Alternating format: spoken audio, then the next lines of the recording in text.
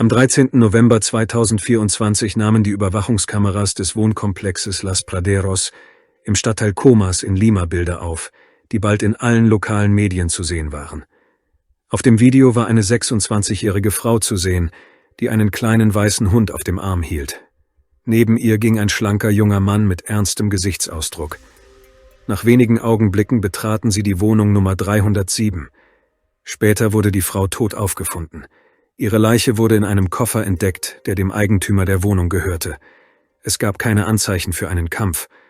Zu diesem Zeitpunkt konnte festgestellt werden, dass der Hauptverdächtige ein Mitarbeiter der peruanischen Nationalpolizei war. Am 19. November desselben Jahres wurde er tot im Hotel La Perla, im größten Stadtteil Limas, San Juan de Lurin, aufgefunden. Die Aufmerksamkeit der Öffentlichkeit wurde jedoch weniger durch den Tod selbst, als vielmehr durch die Umstände des Vorfalls geweckt.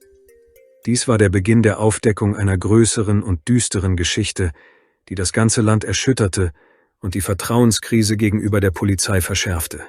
Sheila Mayumi Condor Torres wurde am 7. April 1998 in Tarma, einer Stadt im Zentrum Perus in der Region Junín, geboren.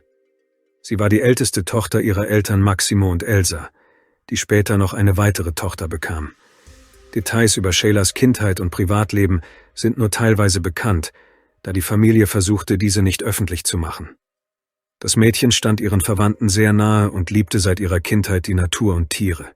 Als Sheila noch ein Teenager war, zog ihre Familie auf der Suche nach besseren Lebensbedingungen in den Stadtteil Santa Anita in Lima.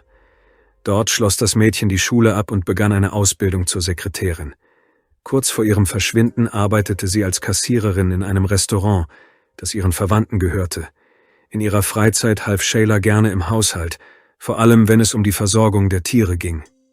Am Morgen des 13. November 2024 verließ Sheila wie üblich das Haus. Sie nahm einige persönliche Gegenstände mit und verabschiedete sich von ihrer Tante mit dem Versprechen, bald zurückzukehren. Sie trug eine blaue Bluse, blaue Jeans, Turnschuhe und eine rosa Umhängetasche. Am Abend sollte Sheila ihre Schicht im Familienrestaurant antreten, aber sie erschien nicht. Ihre Eltern begannen sich Sorgen zu machen und versuchten, sie anzurufen, aber Sheila ging nicht ans Telefon. Das war völlig untypisch für sie, und deshalb wandte sich ihre Mutter an die Polizei, um ihre Tochter als vermisst zu melden. Die Polizei weigerte sich jedoch, die Anzeige aufzunehmen, obwohl es in Peru ein Protokoll für den Fall des Verschwindens einer Person gab. Die Beamten nahmen Elsas Worte nicht einmal ernst. Sie erklärten lediglich, dass Sheila volljährig sei und sich wahrscheinlich einfach mit einem jungen Mann getroffen habe. Aber die Frau hatte das Gefühl, dass etwas nicht stimmte. Sie kehrte nach Hause zurück und beschloss, selbst nach ihr zu suchen. Später gelang es einem Freund von Sheila, Zugang zu ihrem Computer zu erhalten. Er stellte fest, dass dort noch ein Messenger-Programm geöffnet war. Die letzten Nachrichten der jungen Frau waren an einen jungen Mann namens Darwin gerichtet. Aus den Nachrichten ging hervor, dass Sheila sich bereit erklärt hatte, auf seinen Hund aufzupassen. Dabei sah ihre Korrespondenz nicht so aus, als würde sich zwischen ihnen eine romantische Beziehung entwickeln. Eher das Gegenteil war der Fall. Darwin bot ihr eine Bezahlung für diesen Dienst an. Sie vereinbarten, sich am Mittwoch, dem 13. November, zu treffen. Darwins Wohnung befand sich in der Wohnanlage Las Praderos im Stadtteil Comas. Obwohl die Korrespondenz normal aussah, waren einige Details dennoch alarmierend. Als Sheila beispielsweise darum bat, das Geld auf ihre Karte zu überweisen, bestand Darwin auf einer Barzahlung. Sie sagte auch, dass sie nur bis 16 Uhr bleiben könne. Trotzdem schlug der Mann ihr vor, länger zu bleiben und mit ihm etwas zu trinken. Angesichts all dieser Umstände sammelte Sheilas Familie so viele Informationen wie möglich über Darwin. Sie fanden heraus, dass er 25 Jahre alt war. Er diente als Unteroffizier in einer Spezialeinheit der Polizei namens Terna, einer Einsatzgruppe, die sich auf Aufklärung und Tarnung spezialisiert hatte. Zu diesem Zeitpunkt gehörte Darwin jedoch zur sogenannten Grünen Truppe, einer Einheit, die sich mit der Bekämpfung von Straßenkriminalität und dem Handel mit illegalen Substanzen befasste. Am nächsten Tag wandten sich Sheilas Angehörige erneut an die Polizei und erzählten von Darwin. Aber auch dann weigerten sich die Beamten, Ermittlungen aufzunehmen. Sie erklärten, dass das Gebiet, in dem der junge Mann lebte, nicht in ihre Zuständigkeit falle. Daraufhin gingen die Angehörigen der jungen Frau zur Polizeistation im Bezirk Comas, aber auch dort wurde ihre Anzeige nicht angenommen. Ihnen wurde gesagt, dass sie wegen Verleumdung angeklagt werden könnten, wenn Shayla wieder auftauchen sollte. Außerdem behaupteten die Beamten, dass sie den Verdächtigen nicht persönlich kannten. Dennoch blieb ihre Familie hartnäckig. Sie baten die Polizisten, die Aufzeichnungen der Kameras in dem Haus, in dem Darwin wohnte, anzusehen, wurden jedoch erneut abgelehnt. Erst am Freitag, dem 15. November, gelang es Elsa, die Beamten dazu zu bewegen, eine offizielle Vermisstenanzeige für Shayla aufzunehmen. Daraufhin rief einer der Polizisten Darwin an und fragte ihn direkt nach ihrem Aufenthaltsort. Der junge Mann antwortete, dass sie sich tatsächlich getroffen hätten, behauptete jedoch, dass sie seine Wohnung noch am selben Tag verlassen habe. In der Nacht zum Sonntag, dem 17. November, beschwerten sich Bewohner desselben Wohnkomplexes über einen unangenehmen Geruch, der aus Darwins Wohnung kam. Bald darauf trafen Polizeibeamte ein, zu denen sich Elsa gesellte. Als sie die Wohnung betraten, bot sich ihnen ein schrecklicher Anblick. Shaylas zerstückelte Überreste waren in einem Koffer unter dem Bett und in einer Plastiktüte im Badezimmer versteckt. Alles deutete darauf hin, dass das Verbrechen sorgfältig geplant worden war, weshalb Darwin sofort zum Hauptverdächtigen wurde. In der Wohnung selbst gab es jedoch keinen einzigen Hinweis, der seine Anwesenheit bestätigte. In ihrer ersten öffentlichen Erklärung wies Elsa darauf hin, dass die Polizei ihre Bitten ignoriert habe. Ihren Worten zufolge hätte Shayla noch am Leben sein können, wenn die Beamten rechtzeitig reagiert und Darwins Wohnung noch am selben Tag überprüft hätten, an dem sie die Korrespondenz ihrer Tochter entdeckt hatte. Später wurde bekannt, dass sich nach Shaylas Besuch in Darwins Wohnung noch andere Personen dort aufgehalten hatten. Sie hatten die Wohnung für eine Party gemietet, die von Freitag auf Samstag, den 16. November stattfand. Der Polizei gelang es, die Identität dieser Personen festzustellen. Es handelte sich um Studenten der Staatlichen Technischen Universität für Seefahrt. Während der Vernehmung gaben die jungen Leute an, dass sie sich tatsächlich in der Wohnung aufgehalten hätten, aber nichts Verdächtiges bemerkt hätten. Da es keine direkten Beweise gab, mussten sie freigelassen werden. Polizeikommissar Ronald Nunes, der die Polizeistation im Bezirk Comas leitete und für den Fall Shayla zuständig war, sagte aus. Er erklärte, dass er Darwin nie getroffen habe.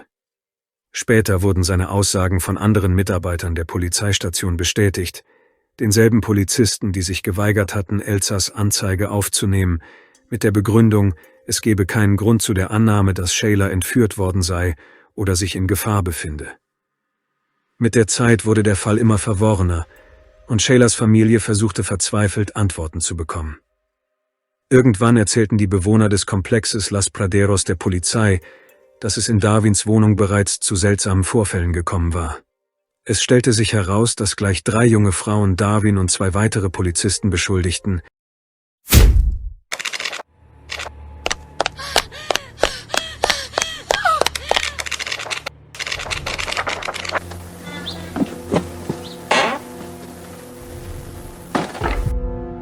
Das perfekte Geschenk zur Adventszeit. Erhältlich bei Amazon. Link in der Beschreibung.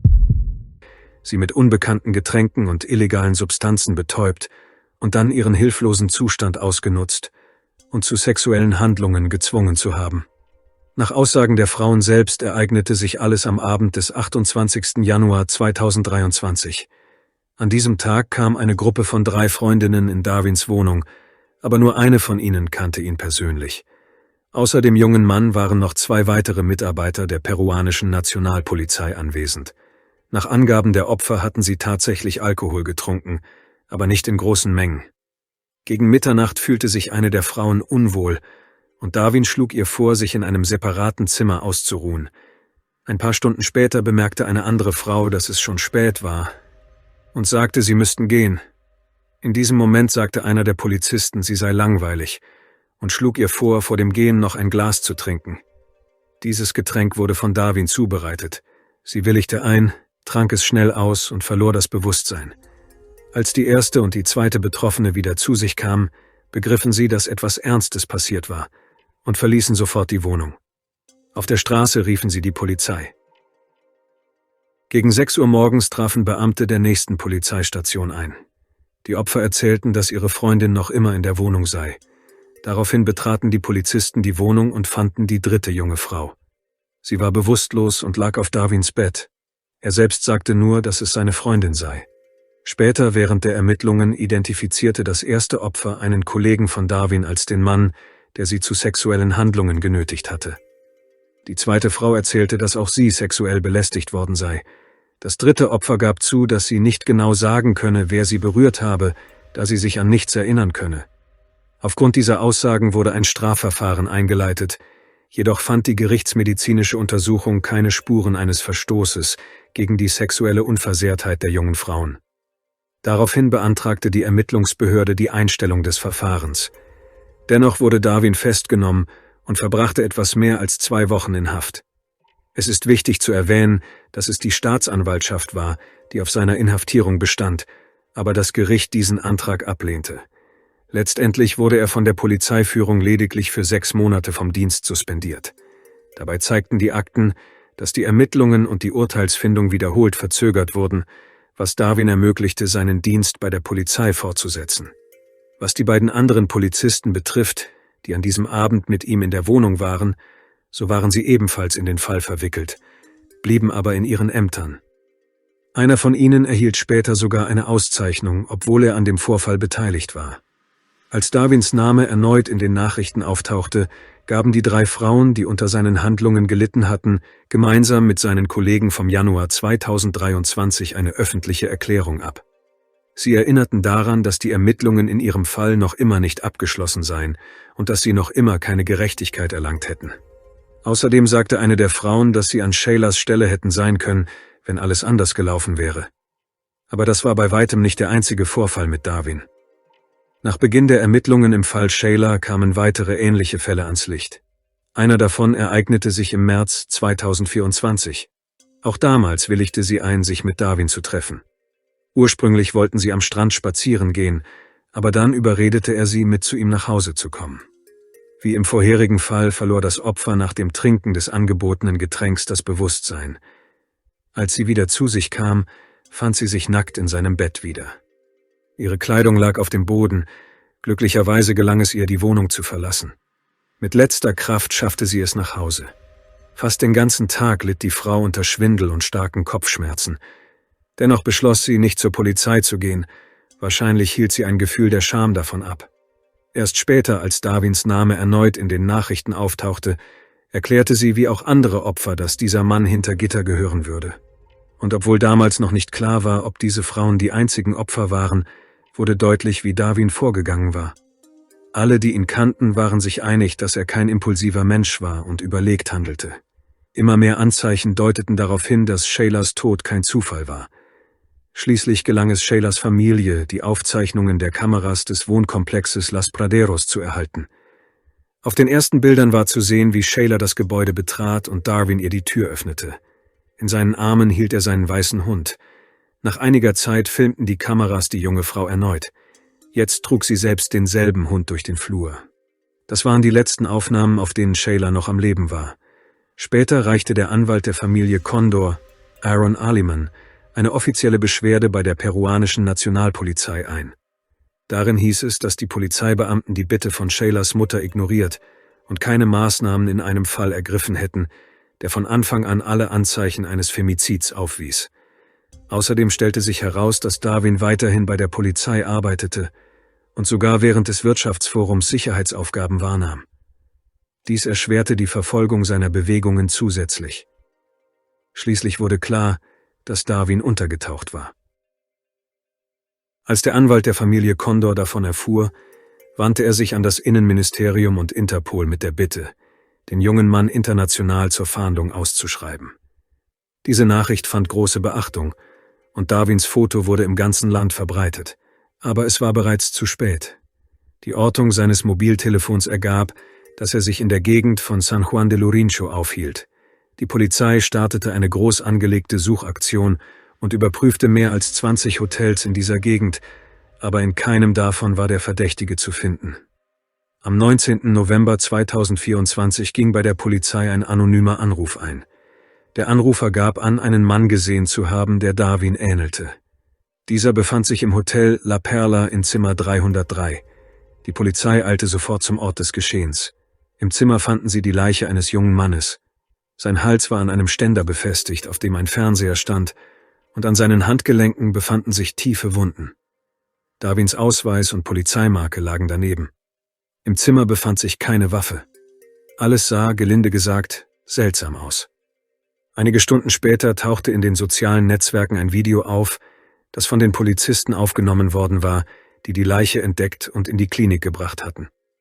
Etwa zur gleichen Zeit äußerte die ehemalige Ministerpräsidentin Anna Harra Zweifel an den Umständen des Todes des jungen Mannes. Ihren Angaben zufolge befand sich die Leiche zum Zeitpunkt der Auffindung bereits in einem Zustand der Leichenstarre, war also vollständig erstarrt. Das bedeutete, dass es nicht notwendig war, sie in die Klinik zu bringen.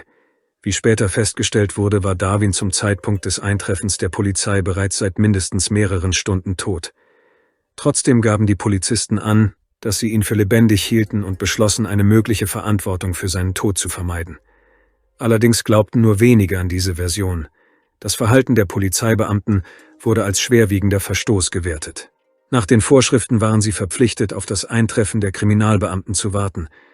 Der Leiter der Ermittlungsabteilung, Oberst Ricardo Espinosa, bestätigte, dass die Polizisten gegen das Protokoll verstoßen hatten. Angesichts all dieser Umstände tauchten in den Medien Spekulationen über einen möglichen Mord an Darwin auf. Tatsächlich war der Abstand zwischen seinem Hals und dem Boden zu gering, als dass es sich um einen überzeugenden Fall von Erhängen gehandelt haben könnte.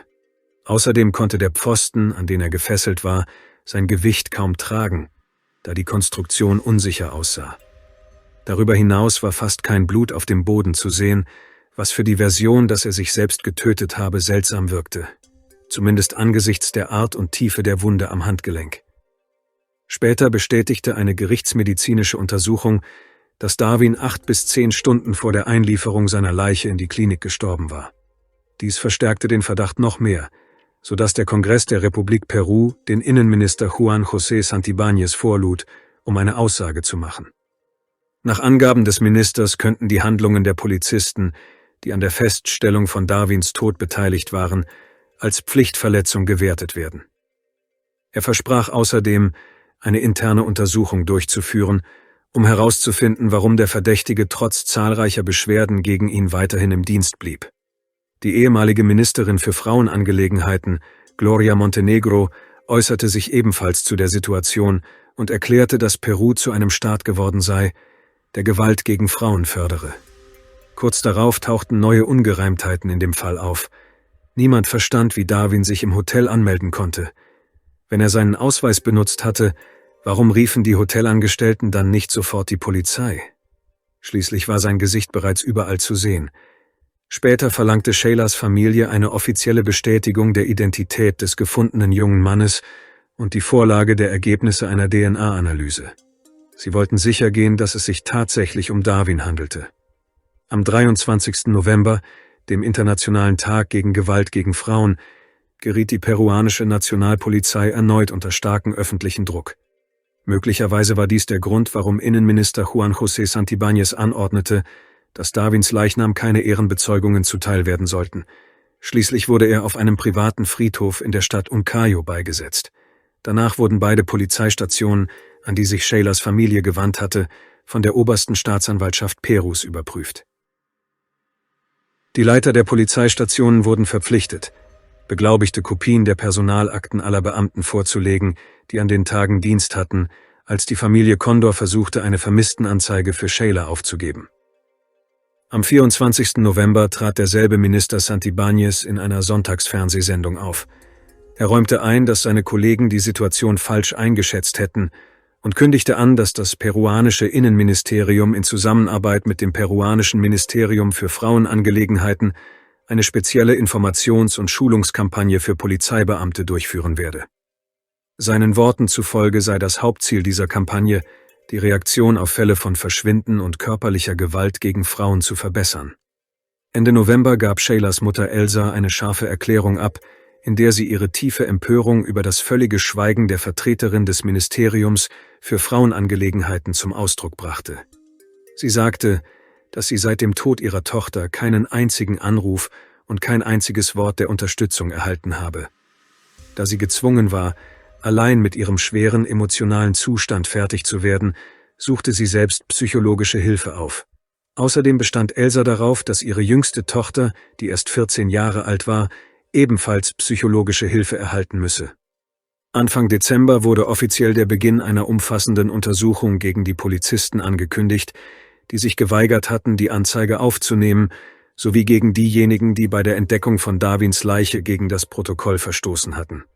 Unterdessen teilte der Anwalt der Familie Condor, Aaron Aliman, mit, dass sie die Möglichkeit prüfen, eine Beschwerde bei der Menschenrechtskommission einzureichen.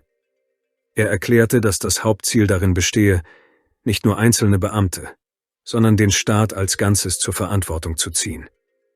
Darüber hinaus kritisierte er das Vorgehen der Polizei.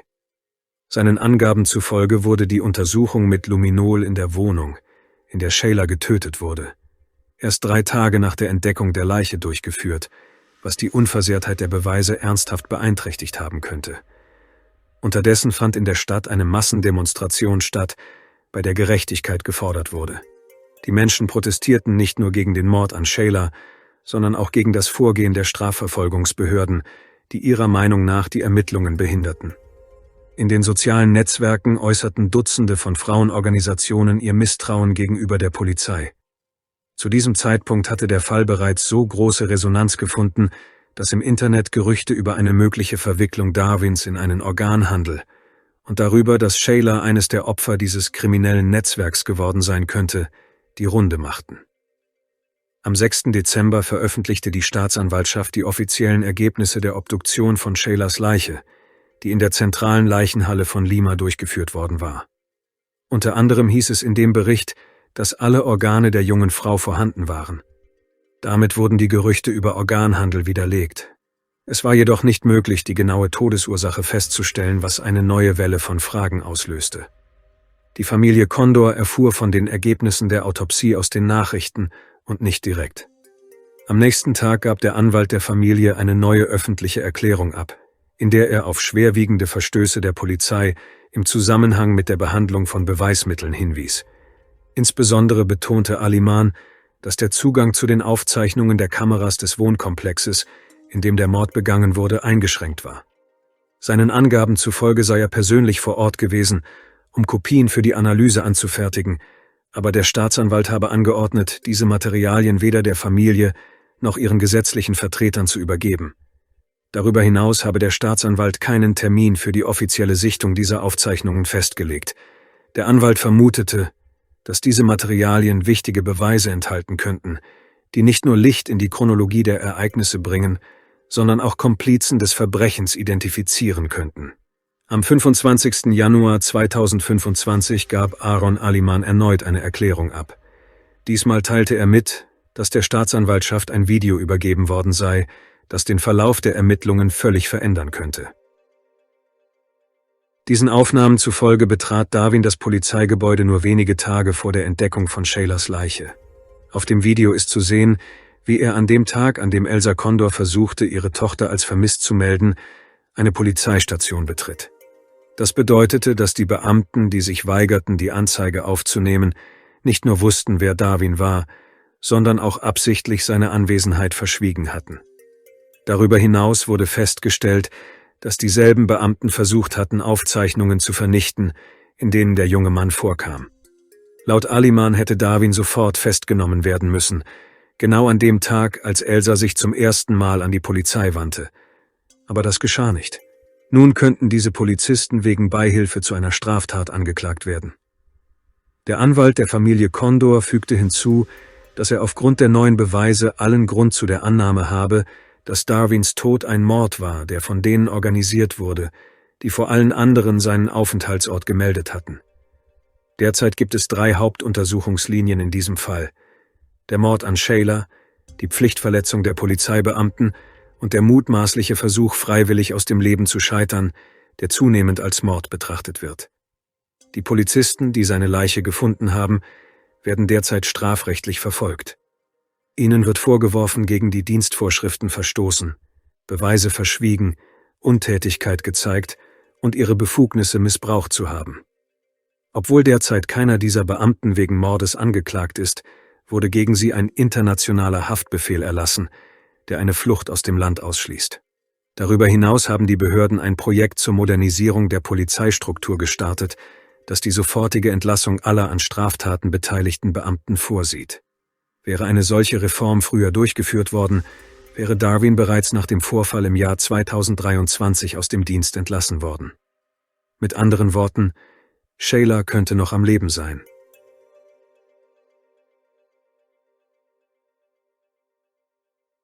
Danke fürs Zuschauen und passen Sie auf sich auf.